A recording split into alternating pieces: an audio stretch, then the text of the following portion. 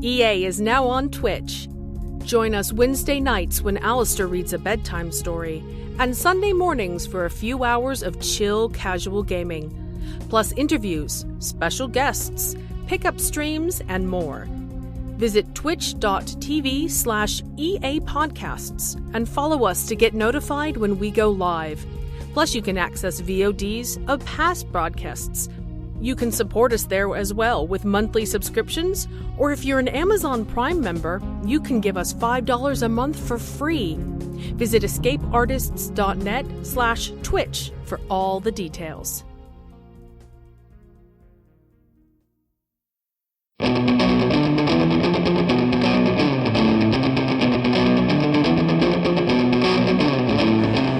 Escape Pod, Episode 793.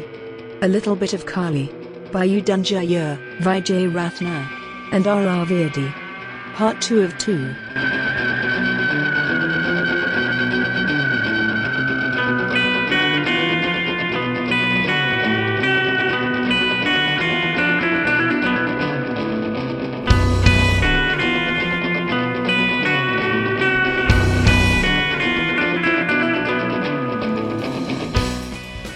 Hello, and welcome to Escape Pod, your weekly science fiction podcast.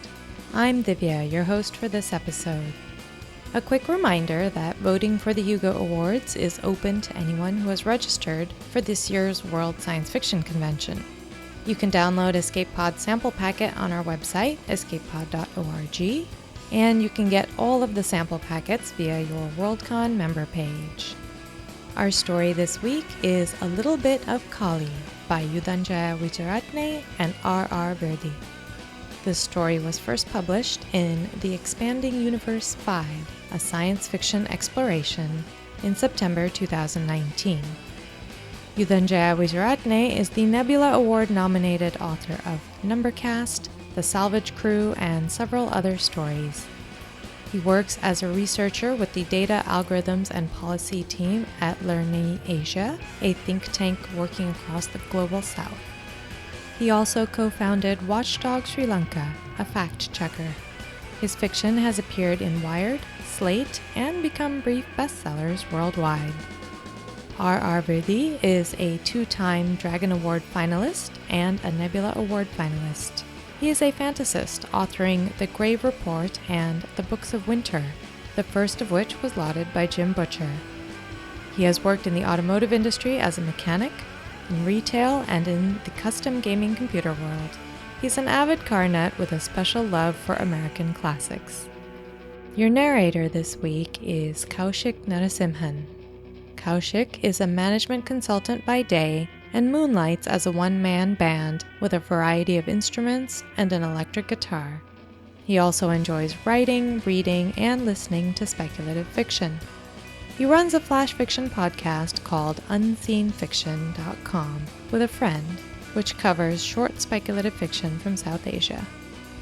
Last week, in part 1, we met our main character, a soldier trapped in a microshikari, a mid-sized mecha body, and we learned about his ultra-competent sister, his failure at matching her fighter spirit, and his arrival at a Thunderdome-style fighting arena, where he will very likely die. Now, get ready to experience some South Asian mecha, because it's story time.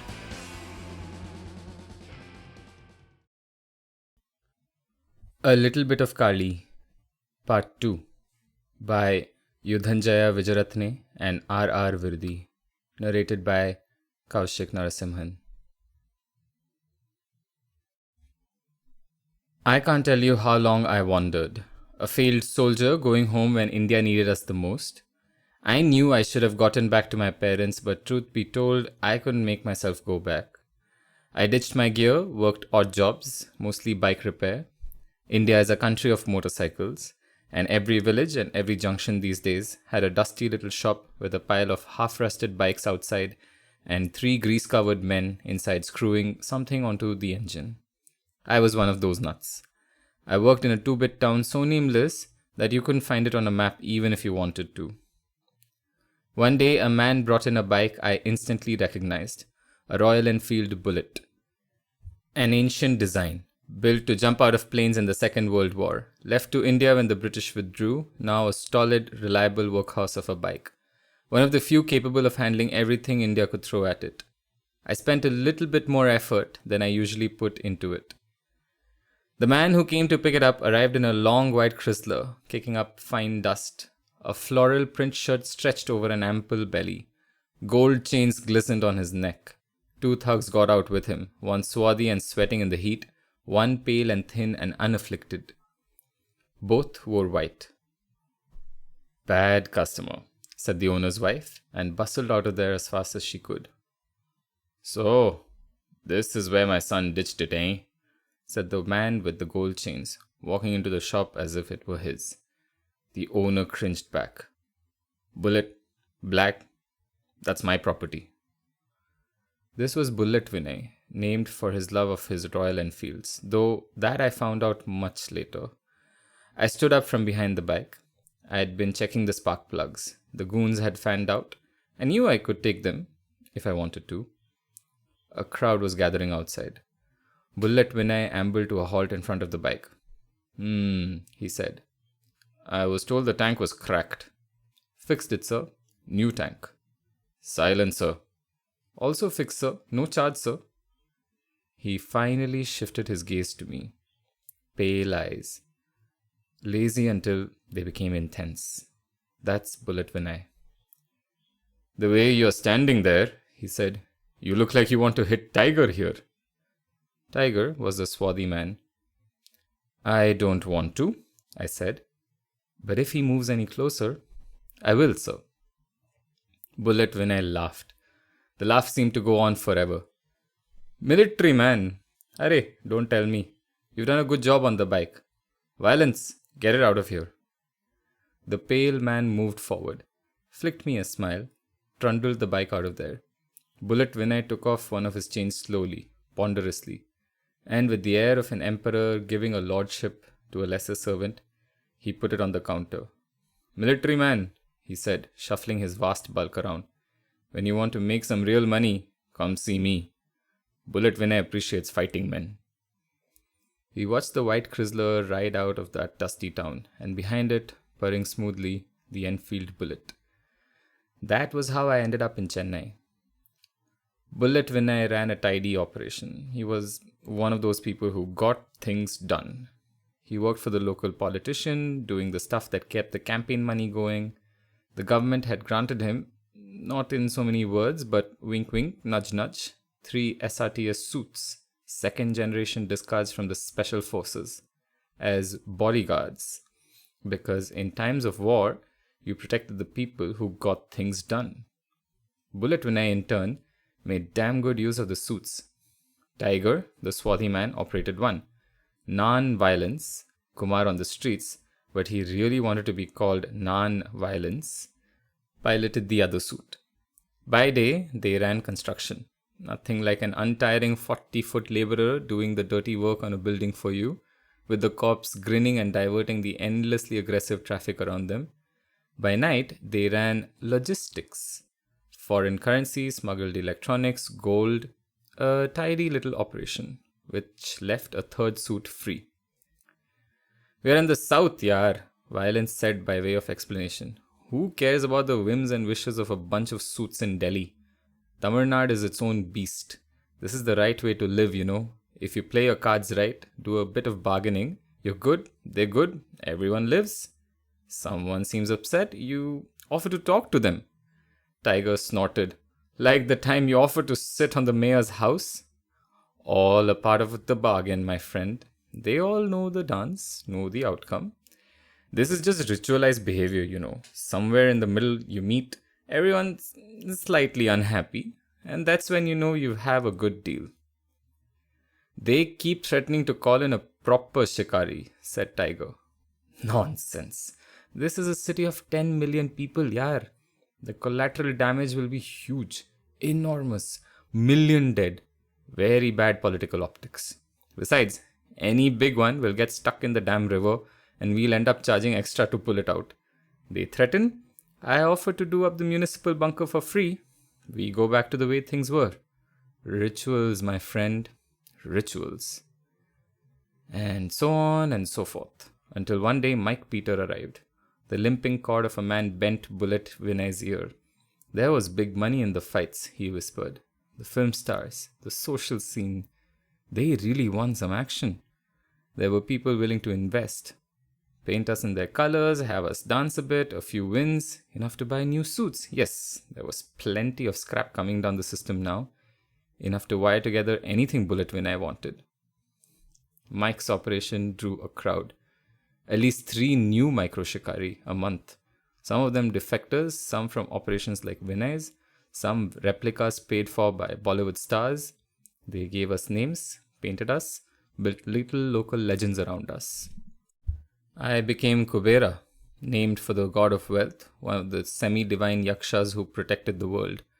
Tiger was painted in the Tamil-Elam colors. They gave him the sigils of the LTTE, the terrorists who had fought in Sri Lanka for so long, made up a story about him being the last LTTE fighters. Only violence kept his silliness, a pasty white micro shikari that brought a bouquet of orchids to every fight. There was a line of sorts in Mike Peter's operation. Tiger was the first to go, crushed under a second-generation suit, roughly my line, but with some hook and claw modifications I didn't recognize. That pilot was mad, its battle cry a stream of endless curses and screams, its armor painted the violent red and green of energy drinks. Violence was up next, and he taunted that bastard until it made a mistake, and Violence snapped his neck and staked him to the ground with what was left of a lamppost.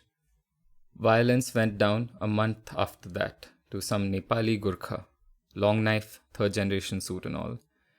And Mike Peter made millions. A good chunk of that sent straight to Bullet Vinay, who dutifully purchased the latest SRTS suits from the police and brought new warm bodies to fill them. While we walked among the crowds, we let ourselves be touched and worshipped, cursed and praised, and died. And I got my chance at godhood. Little things like oil changes and hydraulics have, indeed, crept up on me. My engine sputters once every 713 cycles. My left shoulder throws sometimes. My sensors are not what they used to be. But in a land of dead things, I am alive. More alive than I have ever been. Ah, sister, if you could see me now. In the ring, Chennai Bloodhound reeled. Its front looked as if someone had flayed it. The wide gash across its belly had stopped leaking. No more coolant left to spray. Its left arm was gone, the shoulder was all that remained, and in the center a red, tangled mass of wire. The blade of Rajasthan had been methodical. The blade itself had done well, surprisingly. Its face was a dented ruin. Bloodhound went for the head. The back had taken a pounding, and the right leg smoked a bit. Servo motors burning, I think. But it was alive and waiting. A thin scream escaped the helm as the Bloodhound gripped the ring. Then it cut off and Bloodhound pushed itself upright one last time, stuttering, motors giving out, the load too much. A thick red ichor seeped out slowly around the broken hinges and the chest cuts. The crowd held its breath, an unchennai silence. The Bloodhound, the crowd favorite, the scrapper we had come to know and love, bowed and quaking before the blue-black menace with the scarred chainsword. The Bloodhound seemed to nod, a small movement, almost indistinguishable from the motor shakes unless you knew what to look for. The blade of Rajasthan blurred, extending itself in one perfect thrust, impaling Chennai Bloodhound. Chainswords ripped through the plate, through the metal beneath, bursting from the back. The crowd erupted. Cheers, wails, fake flower petals fell from the ceiling in their millions. A band started playing, the lights strobed, and Mike Peter scrambled into the ring, screaming with the rest of them. Bullet Vinay was gesturing angrily at a man in a dark suit. No doubt he had good money on the Bloodhound. Sonam had strolled right down just in front of the ring, posing for an assistant who tried to beat back the crowd and take a photo of her at the same time. I stood up and made my way to the back. The seats and the crowds were only the front of the operation. Behind the stage there was a courtyard, filled with emergency techs and shikariwalas, squatting and smoking the humid night away. Beyond them a string of garages. Well, Really old buildings that had once probably belonged to some fat government dignitary or the other, but when Peter's people took over this place, they stripped out the wood and windows and added poured concrete and steel cross-bracing. Chennai Bloodhound came in through the courtyard on a trolley pulled by 10 men, muscles strained in the night.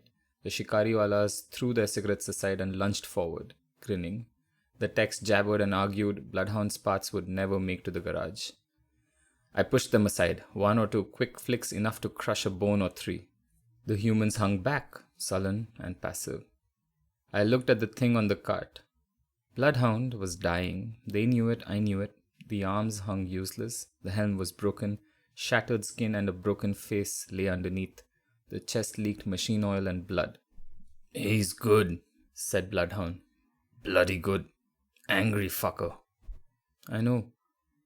"Ah, new people. I was in Assam Rifles." One of the oldest paramilitaries in India. Formed by the British in 1835, renamed, sent off to both world wars, later deployed on the Myanmar border and in Sri Lanka. A storied legion. I pushed the trolley to its garage. Other metal hands joined me. White hands, white body. The mech called Channa. A generation ahead of mine, or maybe a variant. Slender and with a sniper rifle mounted on the back. Channa never spoke, never fought in the ring. She was Vinay's latest and ran security for Peter. "My name," said Bloodhound warily, and we pushed him across the humid night. "You have family?" "No," said Bloodhound and shook. "I can't remember my name." A sigh. "I can hear the sea outside." We pushed him into his garage, a sad, empty space full of power tools and space parts. Channa looked at me, nodded, and went off to wherever her rounds took her, as graceful as a cat in the night. "This is it, then." "This is it," I said. Bloodhound tried to raise a hand. "Your fight tomorrow." "Yes, sir," it grunted. "Watch out for that sword. Keep your eyes on his shoulders. He leads with his left." "I will, sir," I said. And Chennai Bloodhound died. I watched the life drain from its eyes, and then it was just a pile of scrap and junk, fashioned in the shape of a man. A crude Frankenstein. The throng of Valas crept closer, cutting torches in hand. Flames, small and lively, sputtering at the ends of their tools. Insects, come to claim the remains of Bloodhound. Channa put a hand on my shoulder. A shake of the head. "Nope, not our fight." So we watched them from the corner.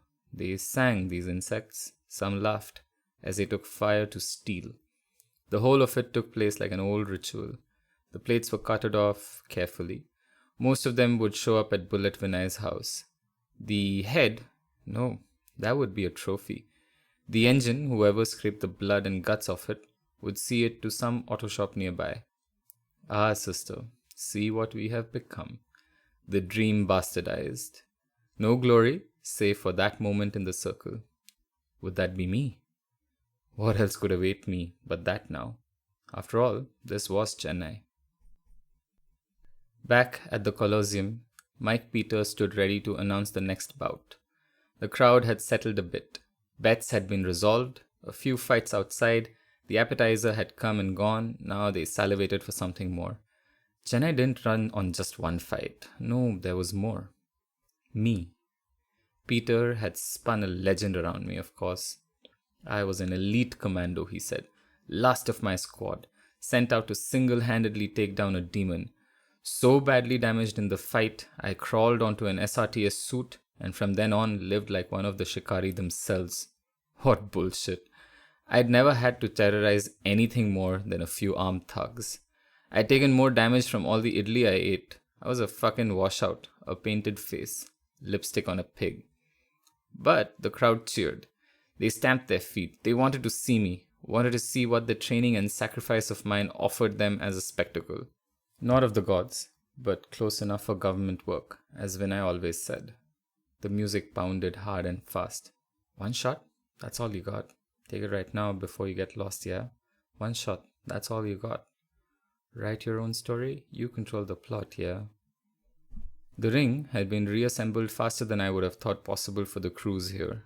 A massive cage of steel wire and bars ran around the arena, standing higher than what even a shikari full could reach.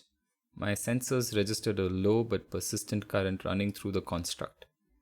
It wouldn't do much to me, so why was it there? Mike Peter took the stage. The lights all died, save for one, carrying the soft, subtle glow of pale moonlight. It filtered through a few levels of intensity before settling on the right strength. The beam centered itself on Peter as he brought the microphone to his mouth. Arey, how about that fight with Chennai Bloodhound and the Blade of Rajasthan, huh? Huh? He waited for the crowd's response, going as far as putting a cupped hand to one of his ears. Mike Peter knew the applause would come. And it did, like a drubbed storm, beaten into life from stomping thunder and hailstorm clapping. Mike Peter played to them, waving an arm, motioning for them to be louder. Loud enough that the world outside Chennai would hear her cries for attention this night. They gave it to him before he cut them off like a conductor. A simple slash of his hand and it all died. Silence. He held on to it, toying with us all. He knew anticipation for the main event would only build the longer he stretched it, molded it into an unease and curiosity that would have the most patient of stones rocking back and forth. Once I felt the blanket of quiet couldn't hold up any longer, couldn't smother the anticipation of the crowd, he ripped it free with a grandeur and smoothness only he could command. Tonight's main event is on us. No refab dolls now, oh no. No bits and pieces of shikari, no. You don't want toys now, do you? He repeated the question, louder, turning in place to stare at the crowd. They screamed their response, their excitement at wanting something more, something grander. Arey, you want a battle of gods and monsters. You want what spectacles light up your cell phones and television screens. You want shikari and demons. You want the Bay of Bengal, horror and excitement. Monsters and gods, here in Chennai tonight. In another moment, another time, a human one, I could have appreciated Mike Peter's crowd control. But there was a loud clank and the fighter's arch opened. The Blade of Rajasthan stumbled out, his fists clutching a tight bundle of chains that led into the darkness. A savage yank pulled him back. He pulled, the chains snapped tight, and something screamed from the pit. I tensed. Clank. A step. Blade of Rajasthan tugged. Again. The outline of a jaw, teeth that gnashed, tongues that forked. Clank. And the demon unfolded from the darkness. I swear I jumped to my feet, shouting. We all did. Alarm. Panic. A scream at the front and the audience fought to get away. Sonam, the actress, rushed past me, her bodyguards bouncing off my plate as one by one they tried to push me aside on instinct and realized what exactly they were trying to brush aside. Sit down, thundered Mike Peter, cutting through the noise like a whip. By all the gods, a real, live demon. Starspawn, an actual alien, moonborn enemy, chained, trust, brought here. So this was Mike Peter's gambit. The man's ambition truly knew no bounds. As the thousands of phones came out of the audience, I realized that the social media shares on this alone would double the crowd next month. Nay, triple it, with Bullet Vinay smiling all the way to the bank. Now I realized what the electrified cage was for. Behold, thundered Mike Peter, his voice rising to a fever pitch. Look upon your enemy, eh? Look upon our enemy. Look upon those who would take our world from us. Our damnation. Our malediction. Fatakar. And then I saw what I should have seen right at the start. This demon was crippled, barely 50 feet tall, a bizarre cross between lobster and arachnid. Far too many legs across a body tapered too thin to handle them. A grotesque set of mandibles that overlapped oddly, almost as if they had been an afterthought more than part of its original design. They rattled against one another, their alignment leaving them to grate violently. Each of its legs visibly quaked under its awkwardly distributed weight. Its carapace carried the dull coloring of vern and unpolished onyx, still managing a subtle shine when it caught scant bits of the arena lighting. It was a giant, yes, but not one of the terrible giants that the real shikari battled. Its lunges at Blade of Rajasthan were less a predator's leap and more like shackled hobbles. Rajasthan hauled it, straining right to the edge of the cage. "But," came Mike Peters' voice from the speakers around me, "in every age, in every legend, India has had its protectors. Every time the demons come, our heroes come forth too, striding out, legend. Striding, I say, to do battle. And tonight, ladies and gentlemen, I give you our hero." The light snapped on me, blinding. The audience washed out in the glare. All I could see was the demon. Channa had joined the Blade of Rajasthan, and together White Mech and Black manhandled the alien into the ring, cut the chain. It unfurled its extra limbs, those I hadn't noticed properly. Pincers, armored and chitin, stretched out from the center of its chest. Free of the chains, they snapped at thin air.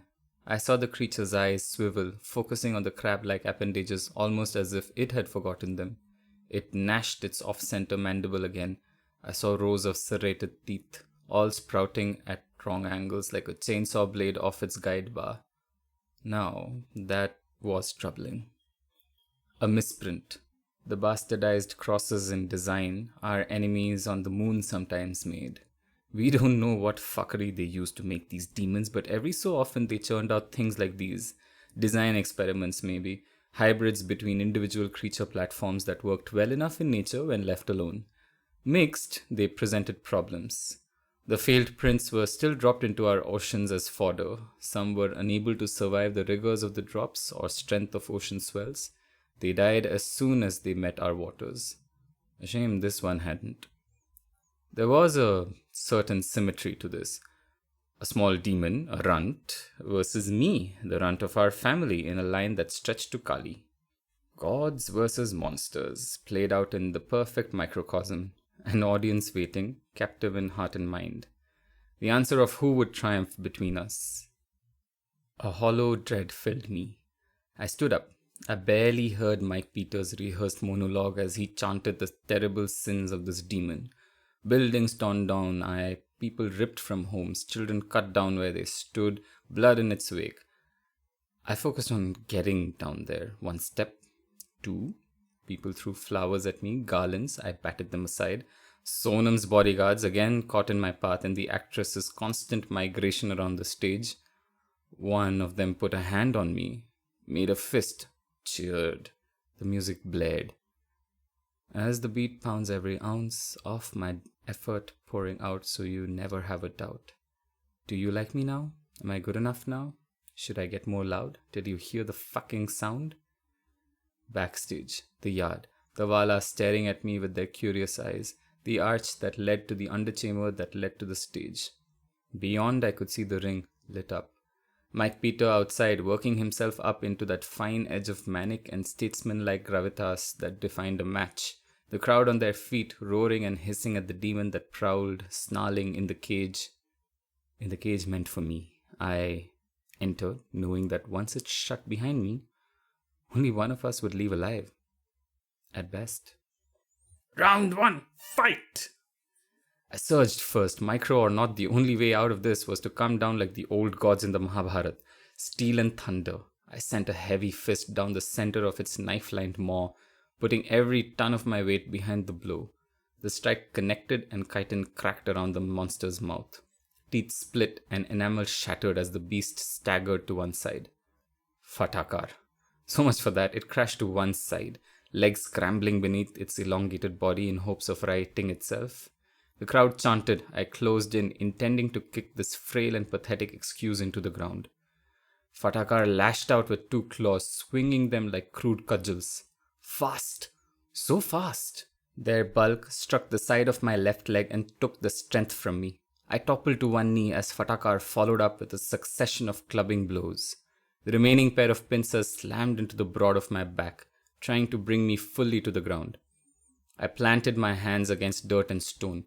Synapses burned, my mind churned, and the whole of me pressed against the earth to drive me back and away from Fatakar. I rose to a stand and pivoted, bringing an elbow down between the demon's twin stalks. The base of my armored joint struck home and cracked a portion of carapace like a jackhammer on concrete. It split, spiderwebbing with cracks over a distance as large as both of my palms. Fadakar wobbled in place. Stunned? Good. I intended to do far worse to it. I twisted at the hip, striking again for that break. At the last second, it seemed, the creature regained a semblance of clarity. In the space my attack moved, closing the gap between us, taking the brunt of my attack against one of its pincers. The remaining 3 weaponed limbs crashed against my torso and hip like flails. Each of them hammered me like stones on a sheet of glass ready to give away. I pivoted away, beating it back. The limbs crashed on me, relentless. I buckled, down to my knees. I barely swatted the next 2 strikes away before the other pincer came, sending me staggering backwards. The bell rang. The cage opened, 2 shapes moving at lightning speed. Blade of Rajasthan and Channa, the white shikari, rushed to restrain Fadakar. Electrified chains once again bound the misprint of a demon as it was pinned and fastened within the arena. Fadakar shrieked in electrified agony. I barely noticed. I reeled back, stumbling through the darkness of the fighters' arches, far from the clamoring and screams. From Fadakar and the screams of the crowd, bits of me pounded in confusion. A hammering that belonged in a man, not a shikari. That was not how it should have gone. Gods versus monsters played out in the smallest of form factors. It should have ended then and there. Micro shikari, broken and refabricated. Echoes of old gods triumphant over a misprint. I should have won. Fuck. My thoughts scattered. Bullet Vinay's mechanics swarmed across me. An almighty banging ensued. I'm telling you, something else drove me that night. Perhaps Shiva smiled down upon me. Or perhaps Vishnu did. Or perhaps the pieces of me that were supposed to be shikari spurred me back to the ring. Mike Peter didn't waste time with theatrics. He sliced upwards with a hand, cutting through the air and noise with that singular motion. Everything went silent, and down came the hand. Round 2. I exploded into the cage just as Fadakar's chains fell free.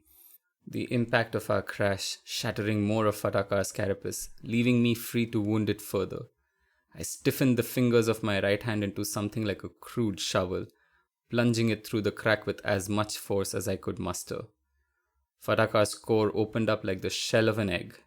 Inside was the softness, the weakness within. Before I could reach any deeper, getting to the heart of that monstrosity, it bucked and pulled away from me, visibly bleeding, great gouts of gore spattering the ring. In sheer blind panic, it seemed, it struck as if seeking to bury me under the flurry of maddening blows and their weight. And it worked. The first pass sent electrostatic bursts through my vision. Seconds later, I realized my cameras were off, perspective skewed, input lag kicked in. Fadakar washed over me with another series of clubbing attacks. A distant scroll of data informed me more of my sensors had faltered. My left shoulder now registered as shattered, useless. No amount of commands would reach it. I staggered to one side again, arm up, in case the misprint tried to bludgeon me as I recovered. I had acted in haste, like an idiot. I batted my good hand at the demon. Jab, jab. If I could get one good fist in there. I failed. It reached out, taking my limp arm at the bicep between one of its pincers. The claw shut. Hard. It dug into the metal of me. I planted my feet and yanked, trying to disrupt its footing and smash my fist free into its face. Its weight tumbled away from me, but its grip never faltered.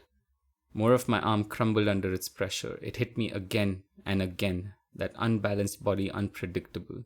A savage fury of sparks, my sensors giving out. One more pass of blows from Fadakar. I reeled, suddenly unable to breathe. Visor. The cue must have been given for the round end because metal hands, Channa, yanked the demon away from me and I was left shuddering and stumbling backwards. Flipped my visor up, gulped air. The roar, the crowd's screams, the speakers horribly distorted, spat out their poison beat. Oh no, I'm losing my shit again, having a fit again, man. I'm forgetting when. I used to have some friends. I used to play pretend. Visor down again. Better the darkness and the noise. I was on my knees. Where? Edge of the ring. The arches beckoned. The repair crew, a dark shape loomed through the haze.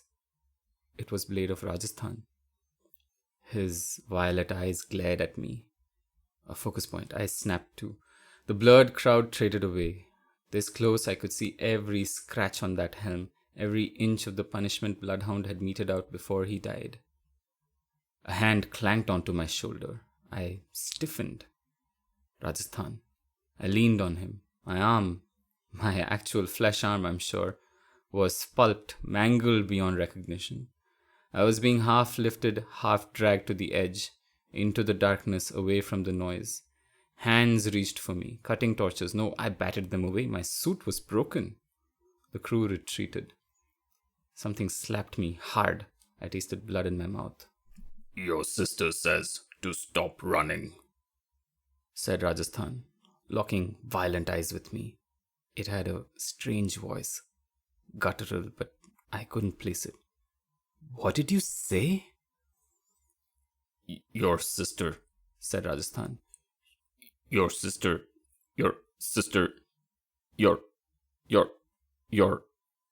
It stuck like a broken robot caricature. The violet eyes dimmed. Then something rebooted inside. I heard it whine upward. "Time's up. Go show them what you are. Or what you aren't." My one good hand must have been like a vice grip, because I pulled Rajasthan bodily towards me. "Show yourself," I hissed at it. "Show yourself." Lag. The violet eyes flickered. Then Rajasthan pushed me away and turned around, hunched. The back plate sliding apart to show the pilot's harness. Empty. No human arms in that frame. Instead, a red-tinged hulk of metal, all lines and circuits. Parts of it badly cracked, other parts looking like they had melted and run to slag. But at the core, that unflinching red dot. I knew what it was. And judging by the faces of the mechanics around me, they did too. A Kali core, one of the 13 processor units that housed a Kali personality. God's help us, someone had wired it into an SRTS suit. A little bit of Kali, bloody hell, Mike Peter hadn't been kidding. Rajasthan turned around, a 40-foot machine of war, violet eyes glimmering in the darkness. You went mad. "Madness runs in the blood." The blade of Rajasthan froze again, and again that reboot, again that upcycle. Outside the speakers blared. I tried lifting my arms. One responded. The other didn't. I could no longer feel it. "One shot. That's all you got," Blade of Rajasthan hummed, the harsh voice holding perfect time to the speakers outside. And then it clicked. The old song, her last message to me. The head tilted, one arm lifted, pointed at the stage. The roar of the crowd hid the words, but I didn't have to hear Rajasthan to know what it was saying. One shot, that's all you got. Write your own story, you control the plot, yeah? Fatakar shrieked, thrashing, attacking the cage. A misprint, a mistake. Versus me. The misprint, the mistake. I staggered, put up my one good fist, and stepped forward again into the light.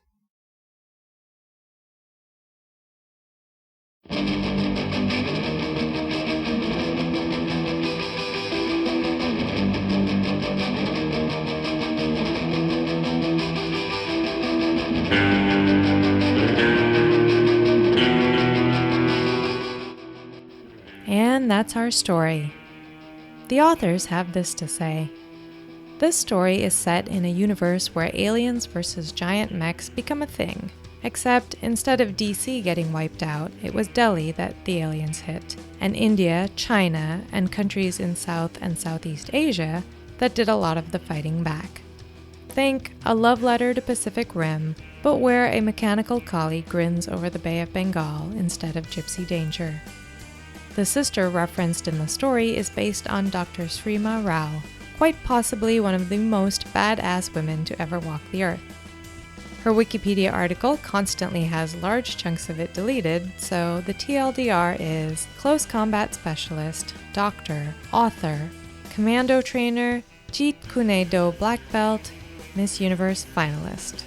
At the age of 50, her preferred way of keeping fit is by sparring with MMA fighters.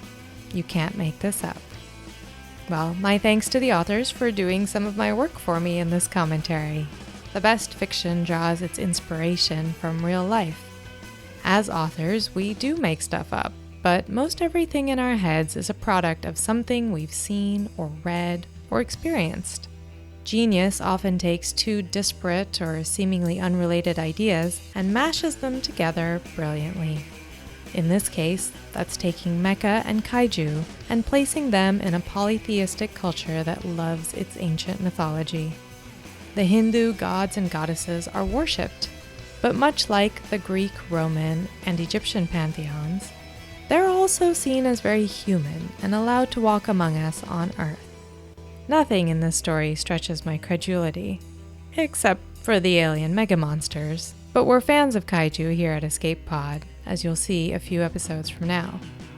At the same time, this is a quiet story. It's about veterans and what it means to go on in life after you've been trained to be a weapon, about making peace with loss and sacrifice and lack of purpose. As with a lot of manga and anime, this story allows space for its characters to think and feel and not just act. Ultimately, it's in those spaces where we find meaning in our lives. Escape Pod is a production of Escape Artists Inc. and is brought to you with a Creative Commons Attribution, Non-Commercial, No Derivatives license. Don't change it, don't sell it, please do go forth and share it. If you'd like to support Escape Pod, please rate or review us on Spotify, Apple Podcasts, or your favorite app. We are 100% audience supported, and we count on your donations to keep the lights on and the servers humming. You can donate via patreon.com by searching for Escape Artists, or via PayPal through our website, escapepod.org. Patreon subscribers have access to exclusive merchandise and content, and can be automatically added to our Discord, where they can chat with other fans as well as our staff members. Our opening and closing music is by Daikaiju at daikaiju.org, which seems very fitting for this particular story. And our closing quotation this week is from the poem Kali the Mother by Swami Vivekananda. Who dares misery love and hug the form of death? Dance in destruction's dance. To him the mother comes. Thanks for joining us, and enjoy your adventures through time and space.